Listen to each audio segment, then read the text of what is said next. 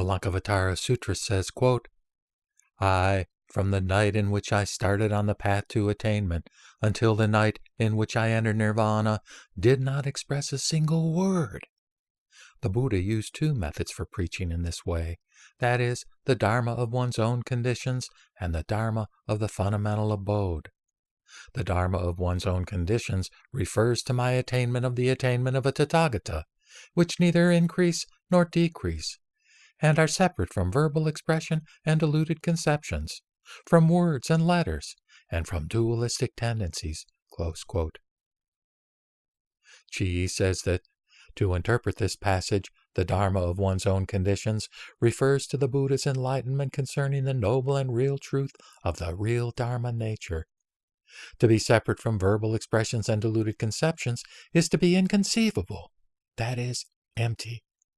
To be separate from words and letters refers to being free from conventional designation.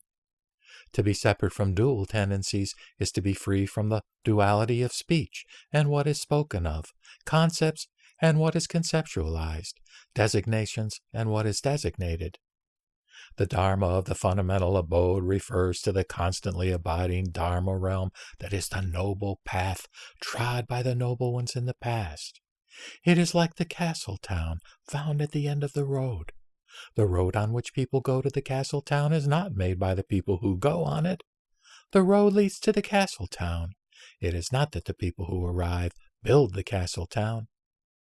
The Lankavatara Sutra says, quote, a wise person sees the wide and level road and follows it to the castle town, and there experiences many pleasures. I and all the Buddhists before me have realized the constantly abiding Dharma realm in this way. Therefore, I have not spoken even one word between the two nights from the time of enlightenment to entering final parinirvana. Close quote. Thus, it should be known that the discrimination of these two dharmas is not something that can be verbalized or discriminated conceptually, or is subject to change and differentiation. The dharma basis is the principle of reality itself. The dharma of one's own conditions refers to true enlightenment attained through one's practice. With regard to this quote and reference to the Lankavatara Sutra, Swanson, in his notes, makes the point that it's a paraphrase of a famous passage from the Lankavatara Sutra, and that this passage in the sutra in general was very important in the Chan tradition. Chih-i, however, does not quote this sutra often, and his paraphrase is quite loose.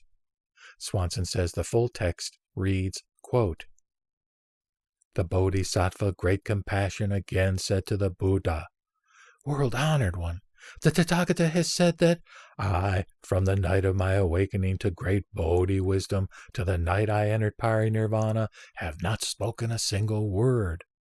The Buddha spoke, but did not speak. On what meaning does the world-honored one depend in order to say such words?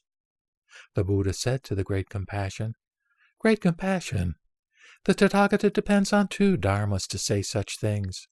What are these two? I teach in these ways. First, by depending on the dharma that I myself have internally awakened to, and second, I depend on the dharma of the fundamental abode of truth and reality. I depend on these two dharmas to say such things. Great compassion, what does it mean to depend on the dharma that I myself have internally awakened to? This is the dharma attained by and which is the content of the enlightenment of all Buddhas and Tathagatas in the past. This enlightenment and attainment neither increases nor decreases. This enlightenment that I myself have internally awakened to involve practice within this objective realm, but it is separate from the two types of verbal expression, of words and discriminative thinking. Great compassion, what is the dharma of the fundamental abode? Great compassion, it is the wide and level path on which one goes. It is like the place where there are treasures such as gold, silver, and pearls. Great compassion, it is that called the fundamental abiding place of the Dharma nature. Great compassion, All Buddhas and Tathagatas transcend the world, but do not transcend the world. The Dharma nature of the Dharma realm, the abiding of Dharmas, the marks of Dharmas, and the Dharmas of enlightenment are constantly abiding, like the castle town at the end of the main road. Great compassion. It is like a person who goes in the midst of a vast field, but sees and then faces toward the castle town on the wide and level road, and thus is able to enter the castle town. By entering the castle town, he or she can experience various pleasures, perform various works. Great compassion. What does this mean? Does it mean that this person is the first to make this road that enters into the castle town? Does it mean that he or she is the first to have various adornments? Great compassion said to the Buddha, "No, world-honored one." The Buddha said, "Great compassion. I and all the Buddhas before me have relied on and become awakened to the Dharma nature of the Dharma realm, the abiding of Dharmas, the marks of Dharmas, and the Dharmas of enlightenment that are constantly abiding in this way. That is why I spoke not a word between the night I attained great Bodhi wisdom and the night I entered parinirvana." Then the world-honored one expressed this again in a verse. "I, from the night I attained the path to the night I entered nirvana, in this period of time I did not express anything. Internally, I realized Dharma nature and expressed it on this basis. For myself and the Buddhas of the 10 directions, there is no distinction among all the Dharmas.